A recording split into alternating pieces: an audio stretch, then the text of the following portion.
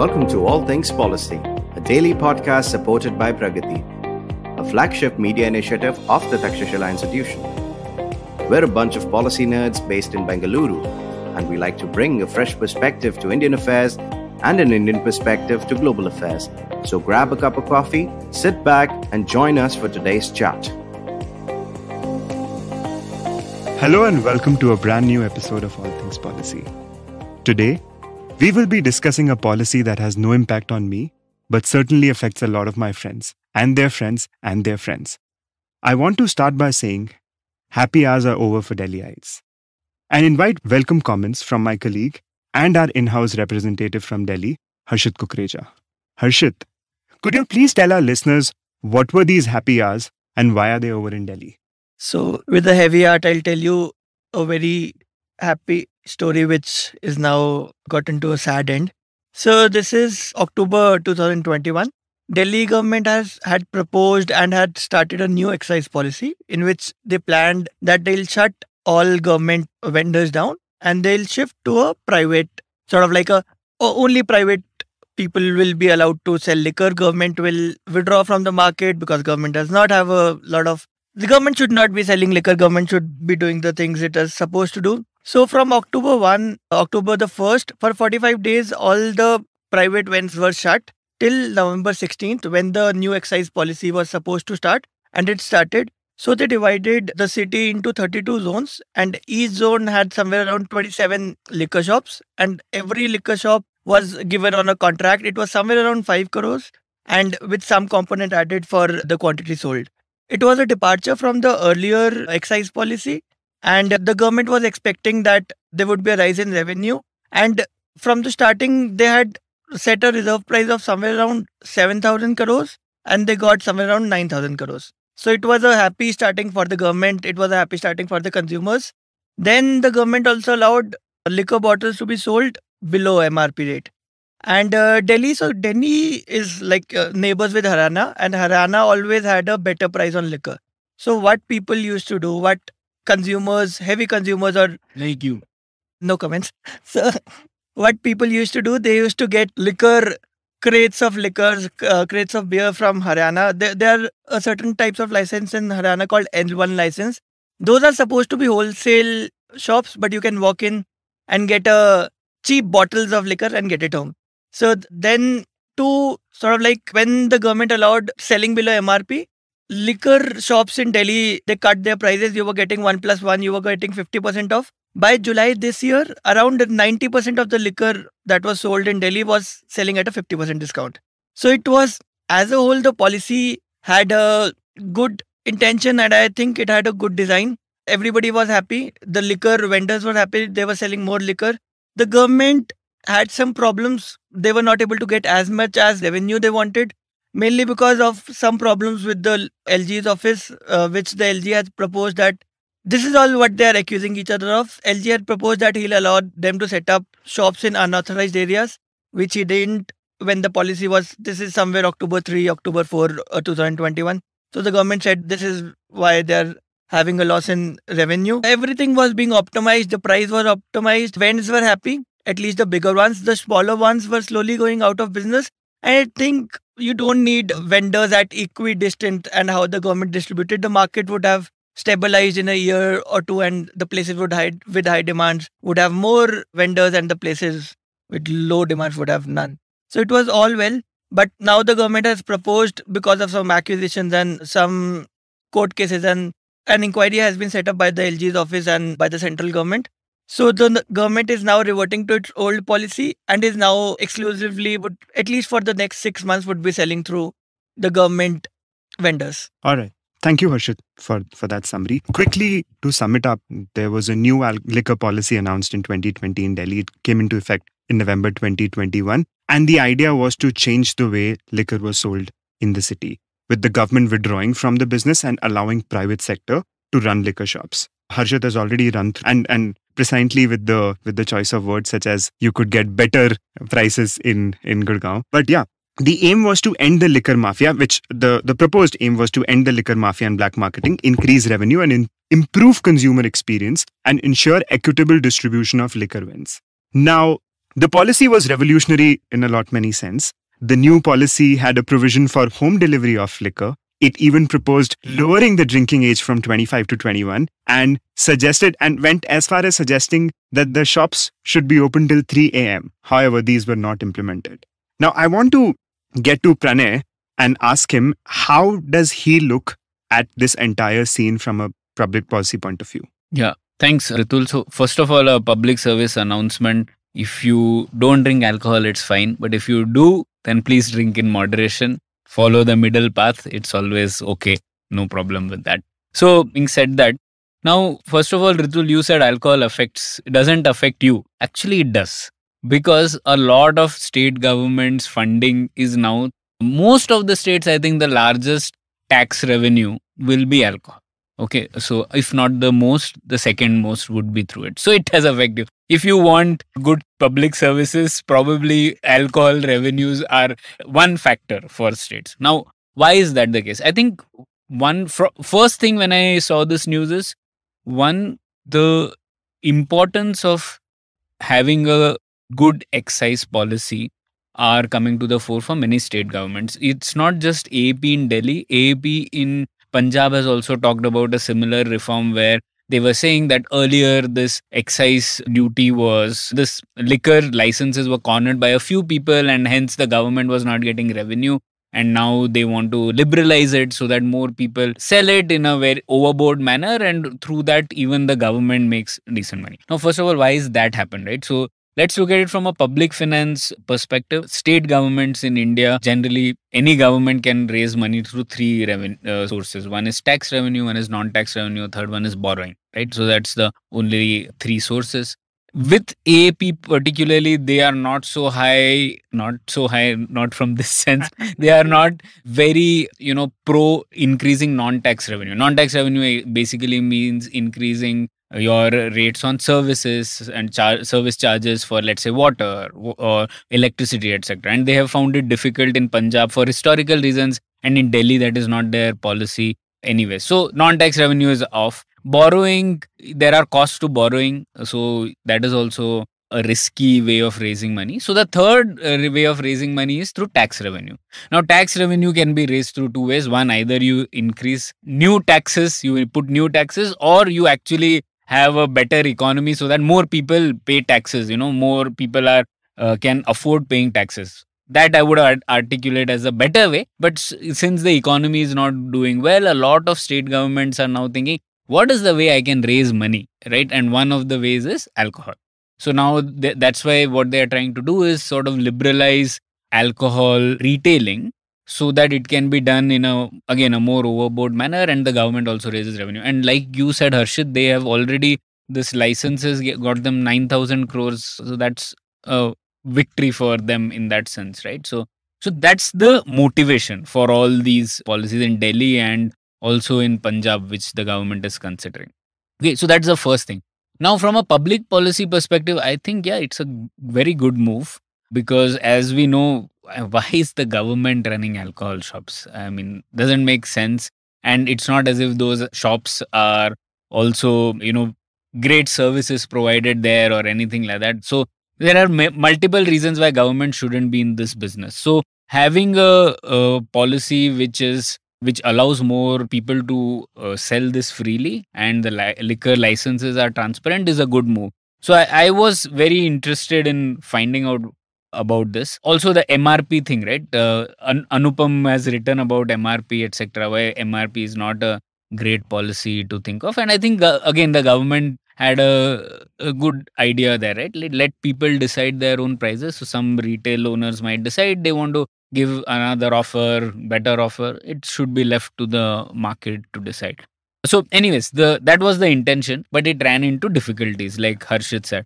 So first difficulty was that alcohol is being sold cheap. So there were some, what you call, retailers who were giving better offers. And that led to people saying, the smaller vendors saying that, we are not we are losing out on this. So please do something about it. So then the government came up with, you can only sell 25% below MRP. So that's the floor. You can't go below that. And after that, since that was put, then the people shifted to this policy of buy one, get one free. So again, that's a very interesting way of how a small change in government policy can lead to different kinds of consequences. So this is buy one get one free. Now many vendors were saying that we won't be able to compete with the bigger players. So that was one angle. And then what Harshit said, right? There is a lot of controversy about the alcohol licenses itself. Where should it be allowed, etc.? Should it be allowed in those unauthorized colonies and all that? But as a public policy angle, I think the government is trying something interesting there.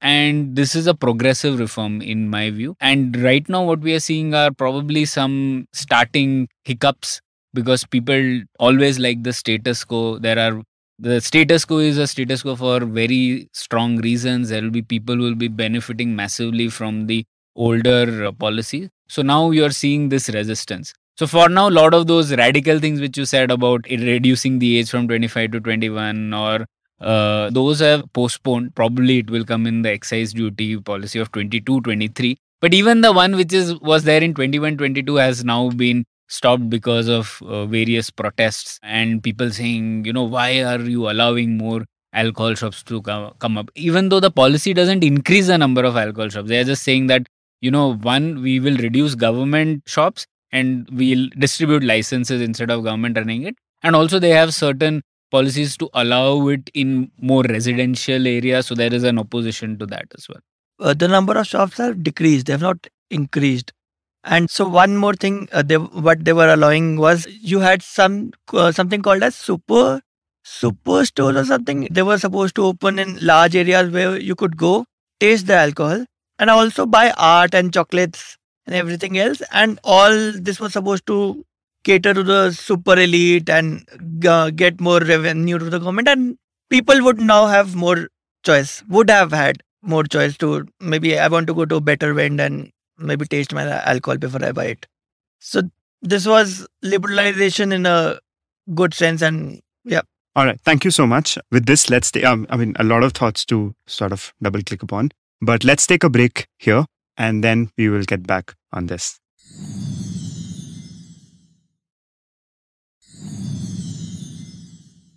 So thank you, Pranay and Harshit, for your insights into the policy. Now, I want to take a step back because both of you mentioned that there is a visible pushback and the political brigade, we know which side, is arms up against the policy. So this came up in my teaching assignment where I was the teaching assignment to Mr. Anil Swarup, who is the former Secretary to the Government of India. And he said for any policy to work, there are broad contours to look into. So I'm just going to list it out and then let's see from that angle. So one is it has to be politically desirable. Two, it has to be socially desirable. It has to be technologically feasible. It has to be financially viable. It has to be administratively doable. It has to be judicially tenable. And it has to be emotionally relatable. Now, and his idea was that policymakers have to look at a lot of things. This is the broad framework that he considered throughout his lifetime and then sort of fit a policy into it. So we see this policy evidently fails at a lot of front under this framework.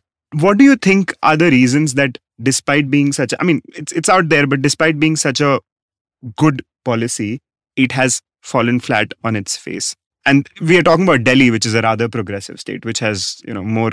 So what do you think are the reasons that this just couldn't work and the government had to? And I know there is a lot of political economy as well. The LG has ordered Delhi Economic Offense Wing to investigate into. So there was some sort of colluding that went into giving tenders and etc. But what do you think are the policy hiccups? And then in terms of teething troubles in just the policy itself? So my take on this is, I think the policy is sort of politically acceptable. That's why it even made it as a policy, right? And otherwise the government would have not even touched it with the barge pole. So that is solved. There are social acceptability issues, like most people would be okay with it, but there will also be some, because many people know the status quo, people fear the unknown, right? And that unknown might be giving fears to few people.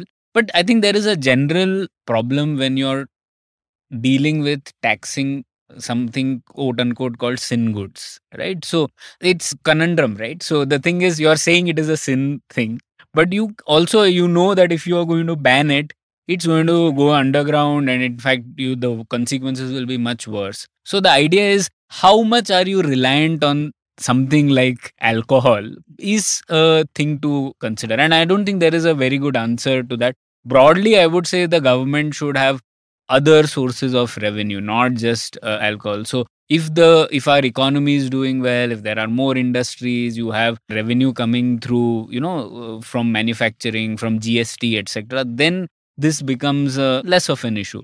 But now, because of all other factors, the government is sort of made it a big mission to raise money through this. When it makes it a targeted thing, then it gets the ire of political opponents, right? So now political opponents have made it an issue to corner the government on this. So I think it sort of is reached that idea. Maybe the government could have taken the opposition, etc., into confidence that this is useful for Delhi in raising revenues, what benefits it will have, etc.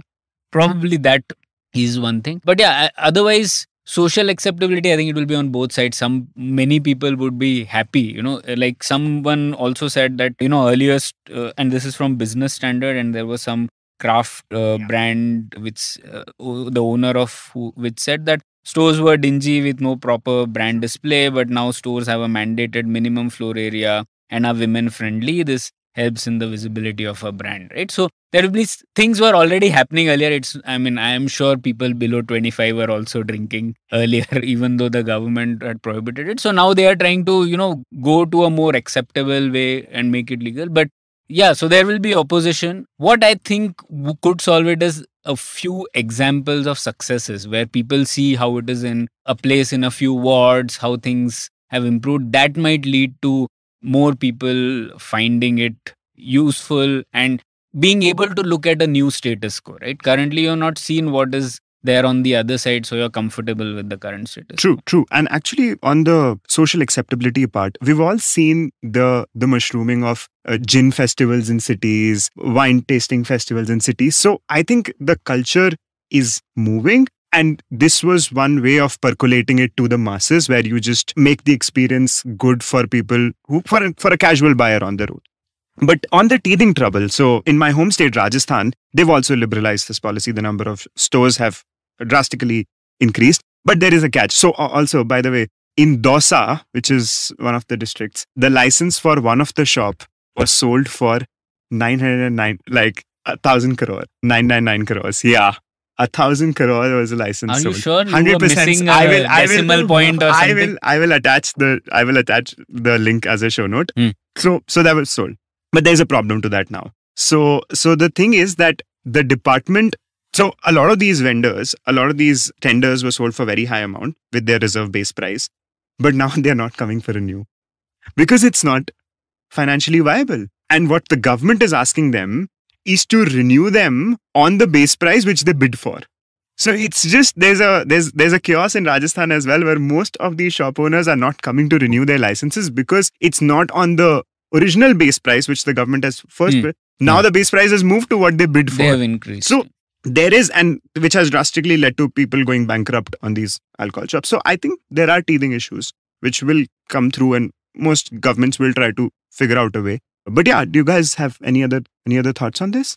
So I think I'm also quoting Business Standard. Someone from the industry said that because these states, they have been doing, the excise policy has been changing so rapidly. So they are not able to anticipate the demand. They are not able to put money in infrastructure.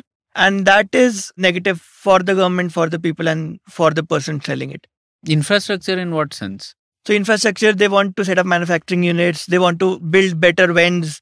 They want, for instance, the Delhi government policy, they had sort of like an experience store where you walk in and you have this and that. So you have to put money in that. So they are not willing unless there's a policy which they know will continue for at least the next 3, 4, 5 years. Correct. Yeah. No, that's an important point. If there is some consistency, then people will invest. Otherwise, why would anyone invest in something which is not sure? So I think policy uncertainty exists, and even though the government tried to remove that uncertainty, it hasn't gone away, it has increased. But with some policy certainty, situation should improve. So overall, I would say it's a good move. But yeah, some of these teething issues will remove, like Harshit said, with more policy certainty and getting more people on board about this, right? I think, for example, they could have done this better. That the narrative that came out is that they are increasing the number of alcohol shops, which was not the correct thing, right? So those things could have been managed better to get the social acceptability of this policy higher. Okay, so final question, and I think any one of you can take this. As a policy advisor to the government, in times wherein it's easy to, where it's easy, or rather it's a low-hanging fruit to advise them to ban it right away, which we see a lot of states do, and then which has terrible unintended consequences. We saw last month, like a bunch of people died in Gujarat for spurious alcohol. How do you convince a state government to go for such a revolutionary policy? The states which are banning No. Any government. So the time is as such that it's very easy to No, ban I don't it think that's true at all. Very few states have banned it. Most states in India don't ban alcohol, right? So Bihar has a ban currently. A few other states have, and most states have tried banning it. And they have learned from that experience that it is actually counterproductive. You had Bombay. There are legendary stories of how things went wrong there. Those permit bars and all that, where you literally had to write that I am a sharabi and I want alcohol. What? Yeah, you needed to get permit. Your permit read that. So there were things which were tried. There were so many deaths because of this.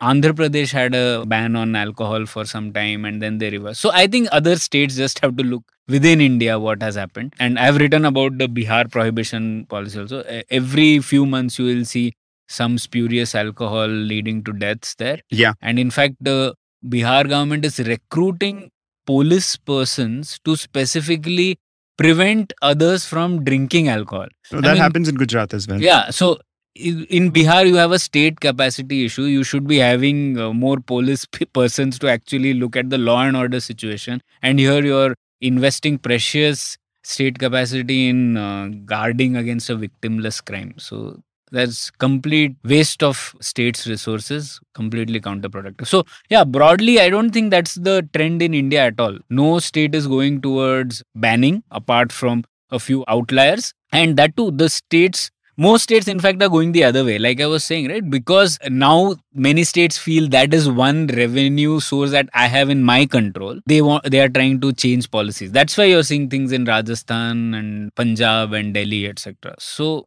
yeah, I don't agree with you on that. So Pranay, a question. Do you think in the foreseeable future we'll see alcohol included in the GST regime, or will the state governments?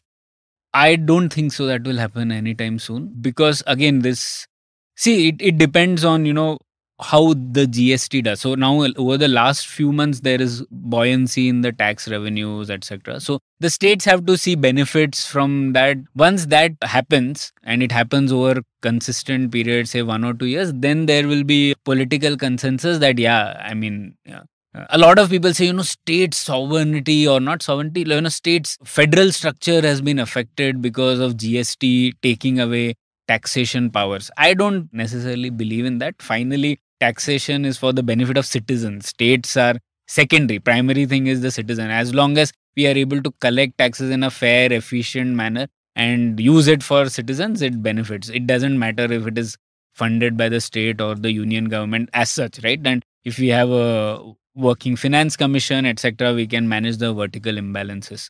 So that is not my concern. But right now, there is no confidence between state governments and union governments, especially because what happened with the compensation cess issue during pandemic, and we have done episodes on that.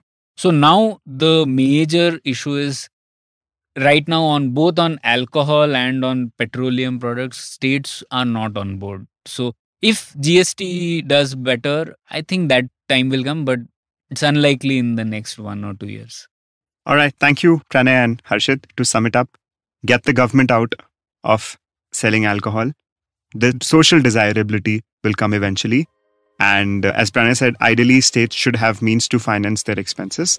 But as long as they don't have, alcohol is okay. It's a good means. liberalizing is the way out. And the final, which is like collectively from all of us, it's a public service announcement.